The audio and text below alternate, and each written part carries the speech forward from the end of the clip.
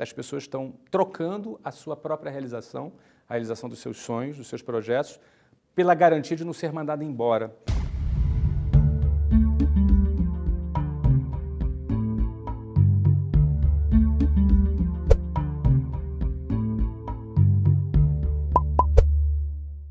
Um Brasil recebe hoje Flávio Augusto, empresário e fundador da WhatsApp.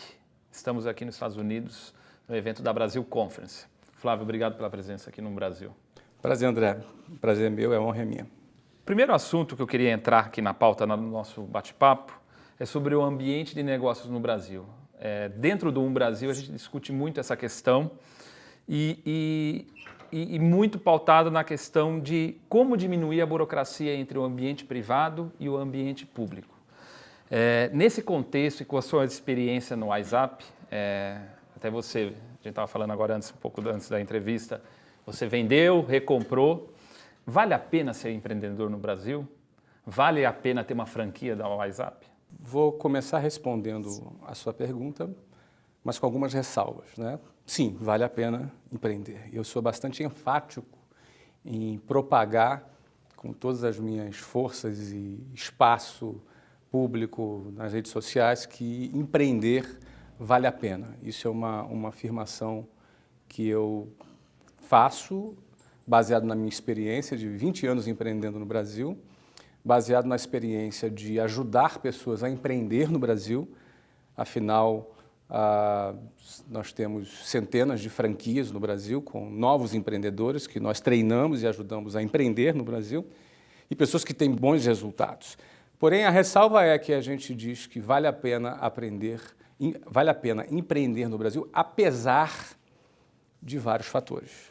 Dentre eles, a burocracia, dentre eles, toda a ineficiência estatal em torno desse ambiente de empreendedorismo. Parece que a máquina pública e o próprio funcionamento da máquina política, ela ignora o fato de que os pequenos e micro empreendedores são responsáveis por 70% da geração de empregos do nosso país, ou seja, o maior empregador do Brasil não é o Estado, o maior empregador do Brasil não são as grandes multinacionais, mas sim os micro e pequenos empresários. Então, apesar disso, parece que toda a estrutura estatal ignora esse fato que tem uma grande importância e contribuição na economia, e o que inclusive sustenta o próprio Estado. Não é? Então, apesar de tudo isso, apesar da complexa estrutura tributária, apesar das leis trabalhistas serem arcaicas e antigas e oneram bastante não apenas o empresário, mas até o próprio trabalhador, que às vezes ganha um salário e tem 35% descontado, e a empresa acaba pagando o dobro do que seria o salário bruto dele, e ainda com o líquido que lhe sobra, ele tem que pagar 50% de impostos embutidos em todos os produtos. Ou seja, no final das contas, o empregado ficou com 15% do valor que ele gerou e 85% foi para a estrutura de INSS e o próprio governo em forma de impostos. Então, apesar de tudo isso, apesar de todas essas contradições, o Brasil é um mercado extraordinário, um mercado consumidor ávido por consumir produtos de qualidade, é um mercado que tem gente talentosa disponível e a fim de acontecer, a fim de mudar de vida, e esses são ingredientes que, apesar de todos esses outros que eu citei, me faz afirmar que vale a pena empreender no Brasil. Você acabou citando um pouco da minha próxima pergunta, das reformas necessárias para o país, né? O Congresso está discutindo, o governo federal, a questão da reforma tributária e principalmente a questão da reforma trabalhista. Você consegue dimensionar nos seus negócios lá no Brasil, e até comparando um pouco, apesar que são setores diferentes, o quanto a legislação trabalhista atrapalha no dia a dia dos negócios de vocês lá no Brasil? Olha, eu, com toda a franqueza, eu costumo brincar, dizer que empreender no Brasil não é para amadores. É uma frase que a gente fala e, na realidade, não significa que o gringo que chega no Brasil seja amador. De longe, eles são muito profissionais, mas, na realidade, esse ambiente hostil é como se você fosse ter que sobreviver numa selva onde as regras da sobrevivência são desconhecidas para quem mora num ambiente urbano civilizado, não é? Então, no fundo, essa frase ela tenta colocar o quão realmente é desafiante empreender nesse cenário. Mas eu diria para você que, apesar disso, a gente aprende a lidar, a gente aprende, e no fundo, infelizmente, e muita gente tem tem bastante dificuldade de entender isso, quem é penalizado é o trabalhador, não é? Porque ele tem alguns direitos que o protegem, entre aspas, né? A proteção estatal é refletida em forma de quê? Não, ele tem um 13º, ele acredita, as pessoas realmente acreditam que tem um 13º salário. E, no fundo, isso são 12 salários diluídos em 13. No fundo, é o contrário, o trabalhador está emprestando dinheiro para o patrão, sem juros, que é pago no final do ano, não é? O fundo de garantia, eles acreditam também que é um direito. No fundo, é o contrário, é um empréstimo compulsório feito para o governo, remunerado abaixo da inflação, que, inclusive, ele não tem acesso a pegar aquele dinheiro quando ele precisa.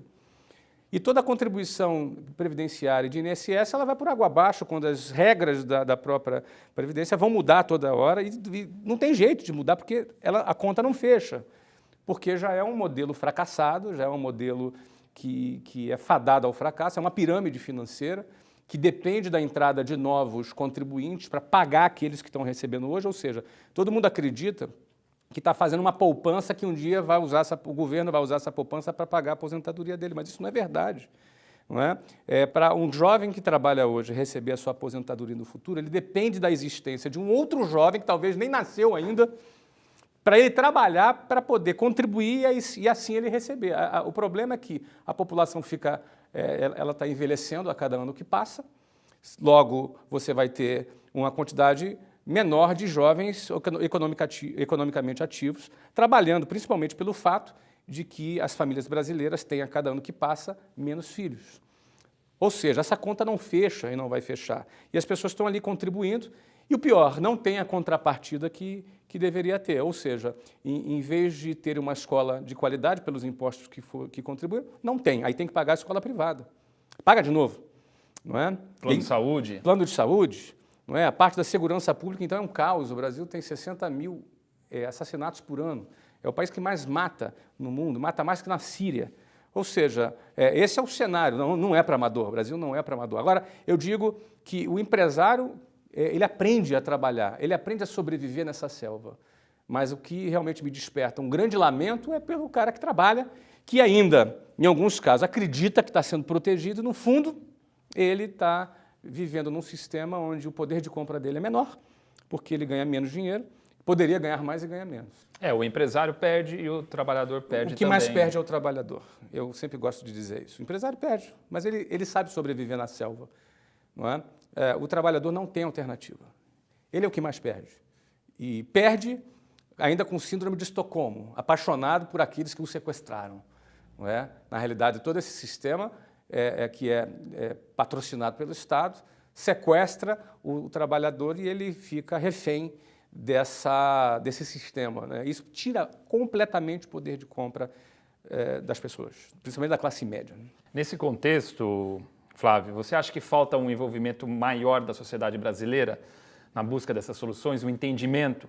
E isso envolve também o empresariado, né? O que você acha? Qual que é o papel nesse momento atual que o país está vivendo, por exemplo, do empresariado? Olha, o que o empresário pode fazer é procurar se envolver mais no sentido de tentar mudar as regras do jogo. E ter uma visão um pouquinho mais ampla para não ficar naquela visão medíocre, limitada de defender os seus próprios interesses. Porque muita gente acha que defendendo os seus próprios interesses ele vai se dar bem. No fundo, se você tiver uma sociedade onde as pessoas ganham mais dinheiro, o empresário vai ganhar mais ainda, porque ele vai vender mais os produtos dele. Né? Eu acho que essa visão classista, ela contaminou também o empresariado. Né? Eu represento a classe dos empresários. Acho que o cara tem que representar a classe dos brasileiros e entender que quanto mais a nossa economia se desenvolve e mais as pessoas sejam desoneradas pelo Estado, e mais o Estado ele se ocupe apenas em governar, apenas em ser Estado, efetivamente, e não querer ter empresas, e não querer ficar intervindo de uma maneira nociva para o mercado. Não é? Então, quanto mais o empresário entender isso, eu acho que, por exemplo, em vez de ficar lutando pelo que é apenas o seu interesse, a gente pode também, como eu falei, entender que o maior prejudicado da lei da CLT não é o empresário, o maior prejudicado é o empregado. E o maior beneficiado é o sindicato, não é? Que para ele não falta a contribuição, é obrigatória, dinheirinho pinga ali todos os anos, são mais de 3,5 bilhões de reais por ano em contribuições sindicais. Para esse está tudo tranquilo. E, obviamente, para o governo também.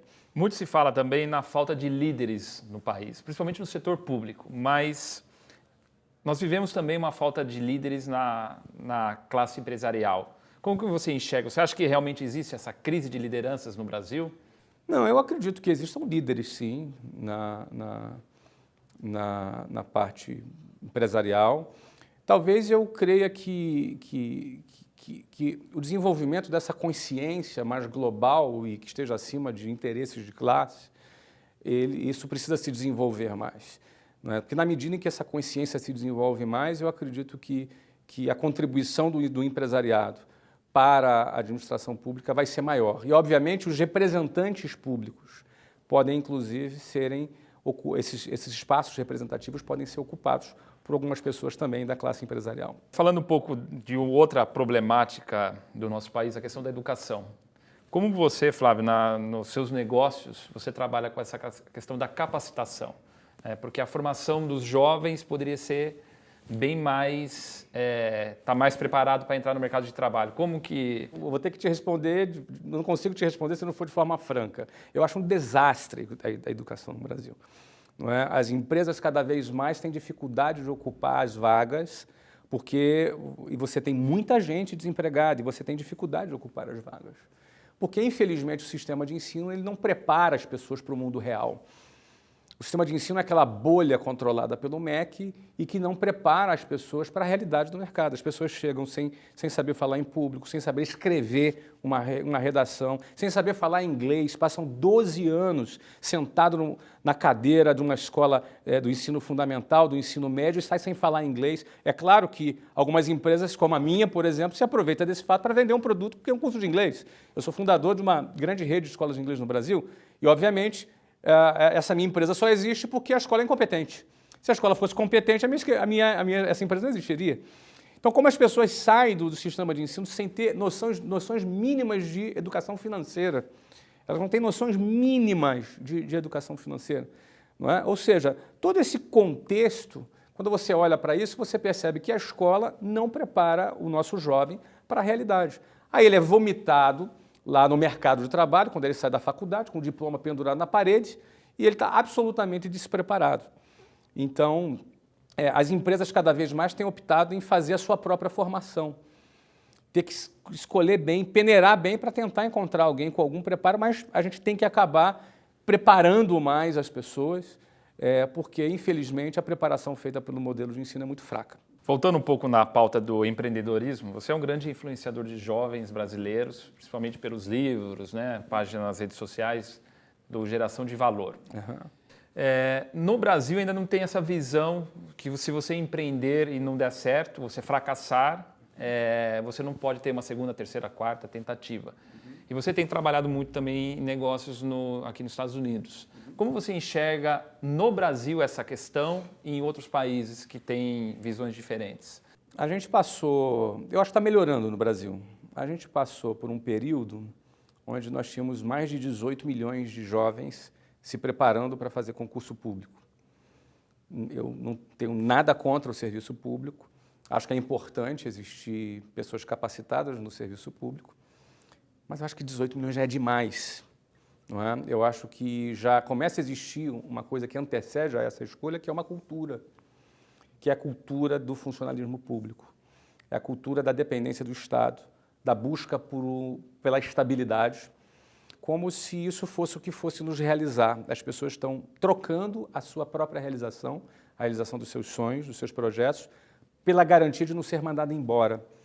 Eu acredito que isso é pensar muito pequeno, isso é muito pouco. Não estou dizendo que as pessoas não possam trabalhar no serviço público. Não tem nada de indigno nisso. O Brasil precisa de bons servidores públicos, mas a busca pela estabilidade é uma cultura medíocre que começou a ser difundida no Brasil. E eu fico imaginando se o Bill Gates tivesse sido funcionário público, em vez de ter criado a Microsoft. Pessoas que, em vez de terem aberto um negócio na sua garagem, como acontece muito aqui nos Estados Unidos, tivessem buscado simplesmente trabalhar no sistema, no serviço público, para não perder um emprego. Não é? Ou seja, o oposto disso é o apetite pelo risco. É uma outra cultura, a cultura do apetite pelo risco. Olha, eu tenho um sonho, eu tenho um objetivo, eu vou lutar por isso. Pode ser que eu consiga, pode ser que eu não consiga, não tenho nada garantido. Até porque na vida nada é garantido. Desde quando você nasce até quando você morre, você não tem nenhuma garantia, a não ser que nasceu e vai morrer. Não é? Então não existe nada garantido. Nem a própria estabilidade no serviço público, como a gente vê hoje no Brasil, as pessoas não estão, muitos funcionários públicos não estão recebendo salário, basta uma crise econômica, a lei muda, algumas pessoas são demitidas, ou seja, a estabilidade não existe, essa é uma frase que eu costumo repetir. No entanto, essa cultura da estabilidade, ela é oposta, ela é antagônica à cultura do empreendedorismo. E para um país crescer, e um país que eu já falei que tem 70% dos empregos gerados por pequenos e microempresas, para um país resolver o problema do desemprego e ele se desenvolver, o mercado se desenvolver, precisa de mais gente pensando e querendo vencer dentro desse sistema, apesar de todas as dificuldades que existem. Ou seja, quem nasce primeiro, o ovo ou a galinha?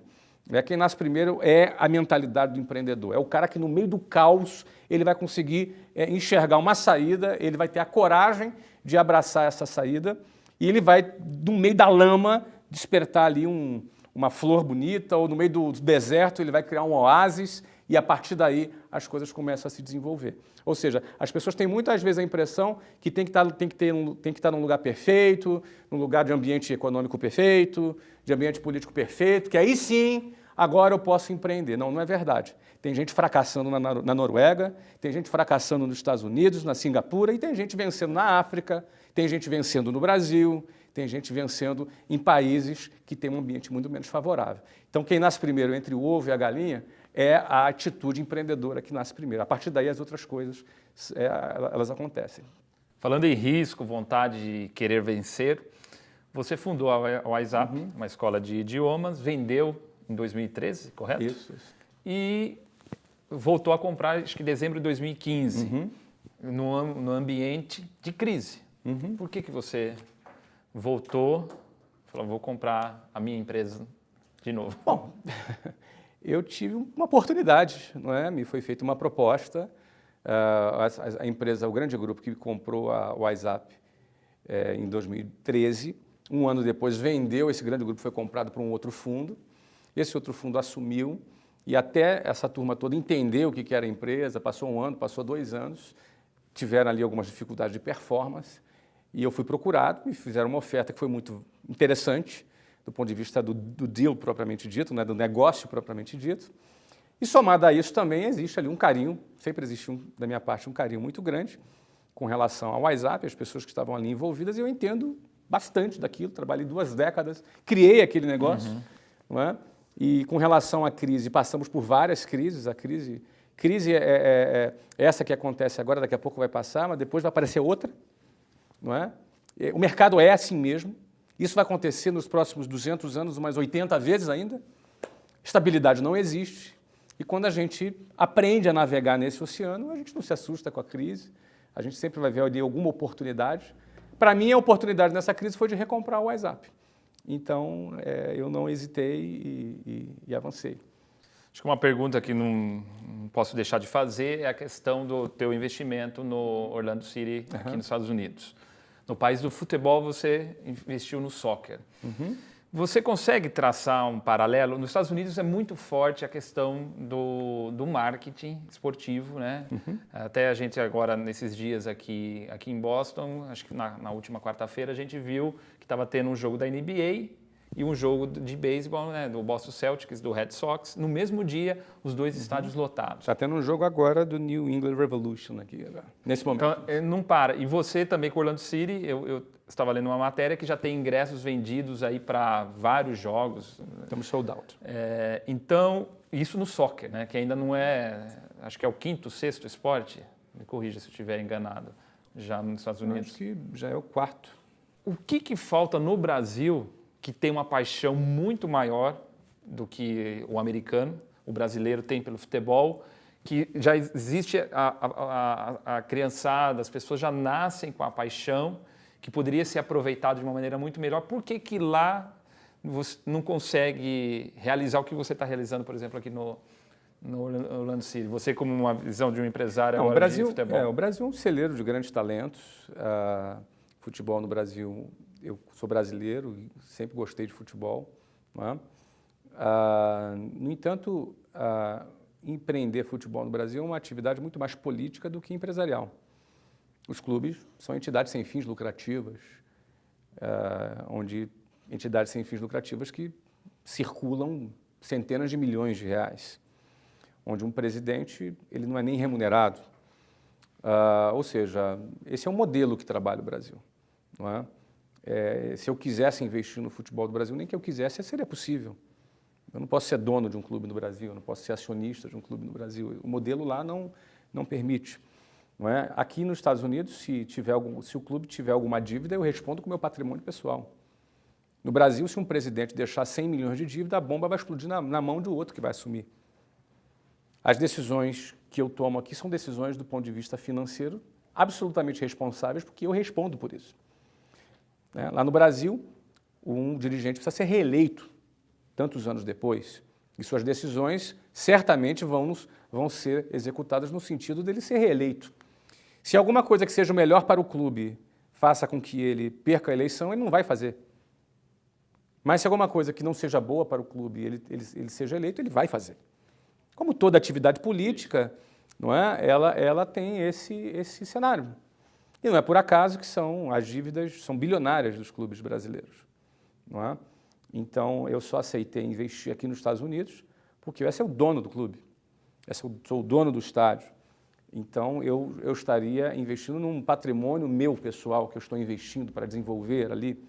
E, ao mesmo tempo, um negócio que tem impacto na comunidade, porque a gente tem uma média de mais de 30 mil torcedores por jogo nos últimos anos. Maior do que o campeonato nacional. Maior do que o campeonato do Brasil, exatamente. Nós somos a segunda maior média de público dos Estados Unidos. Então, ou seja, é um negócio que tem um impacto na comunidade, que tem uma responsabilidade social, mas que é um negócio e que o fato de ser negócio não significa que é o oposto. Então, no fundo, o fato sim de ser política significa que é o oposto do interesse do desenvolvimento daquele clube. Eu não sou contra a política, mas eu acho que política é política, negócio é negócio. Quando você mistura as duas coisas, não pode dar uma coisa que presta nisso, não é? Então, eu entendo que eu acredito muito mais no modelo que a NFL, a NBA, MLB desenvolveu aqui, que é o mesmo modelo da MLS, que é da Liga de Futebol. E a gente segue esse mesmo rumo, não é, aqui nos Estados Unidos. No Brasil, é um outro modelo. Então, qual é a solução? Eu não sei qual é a solução, teria que se estudar qual é a solução, não sei nem se tem solução, não é? Mas eu poderia explicar por que aqui é de um jeito e no Brasil é do outro. Né? Aqui realmente é negócio e lá no Brasil é mais política.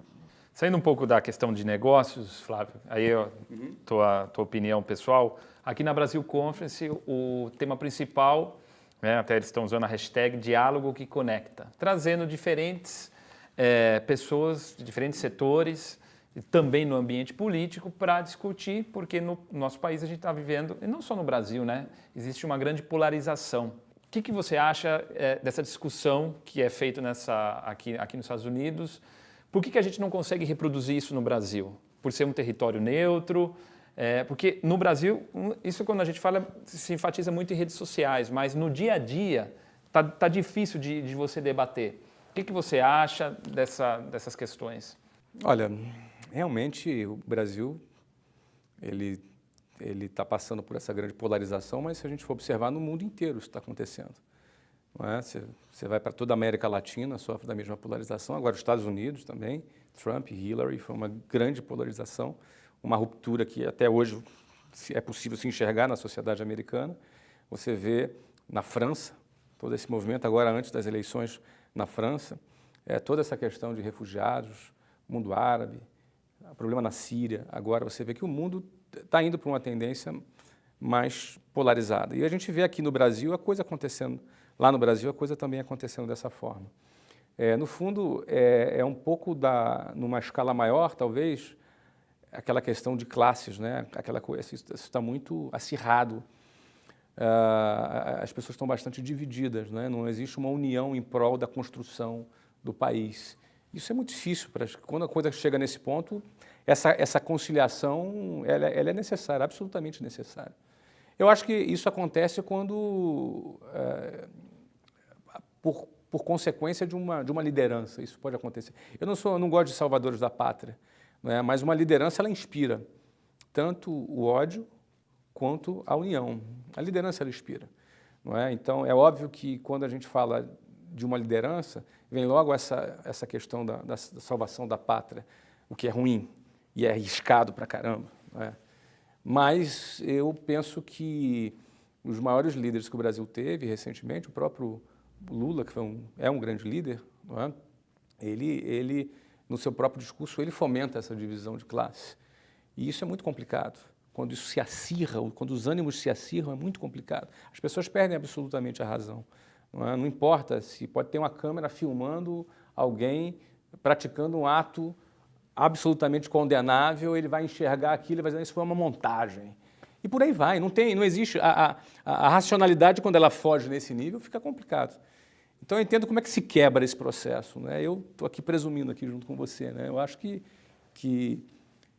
por exemplo, você quando vê um movimento que acontece em São Paulo, por exemplo, a Prefeitura de São Paulo, o João Dória, você começa a ver que você tem algumas pessoas apoiando, mesmo pessoas de outro partido, porque o cara começa a conseguir implantar uma pauta que seja comum, uma pauta que consiga atender todas as pessoas. Enfim, eu acho que é por aí que a coisa tem que ir. Só que o problema é que, somado a esse cenário de Lava Jato, dessas investigações, está cada um também muito preocupado em salvar o próprio pescoço. E aí, cada vez mais, esses interesses comuns ficam em segundo plano, porque como é que eu vou pensar no interesse comum se eu estou ali lutando para salvar o meu próprio pescoço? Então é isso, né? Eu acredito que vai passar, eu acredito que mais uns 3 ou 4 anos a coisa vai se acalmar, vamos ver o que acontece nessa próxima eleição, né? Mas acredito que em 2022, se tudo caminhar bem, o Brasil começa... Leva tempo, infelizmente. É uma caminhada. Essa confusão que o Brasil está passando, ela é muito cara, sai bastante cara e vai levar bastante tempo. Flávio, obrigado pela entrevista aqui no Prazer. Brasil. Prazer, André. Bom, eu diria que o que mais me decepciona no Brasil é essa ruptura, essa desunião das pessoas, esse abandono da racionalidade em prol do partidarismo, não é? Essa defesa cega de uma bandeira ou ideologia, independentemente das evidências ou do bem do próprio país. Isso é o que me decepciona mais no Brasil, porque eu acho que a saída não é por aí. Na realidade, a crise política e de confiança ela só vai aumentar na medida em que o país for para esse caminho, não é? E o que mais me dá orgulho é saber que o Brasil tem pessoas que estão perdendo a paciência, mas são pessoas de bem, que querem construir um país, que ainda acreditam no Brasil e que estão lá. São mais de 200 milhões de pessoas acreditando e querendo que o Brasil seja aquele tal país do futuro, que um dia esse futuro chegue.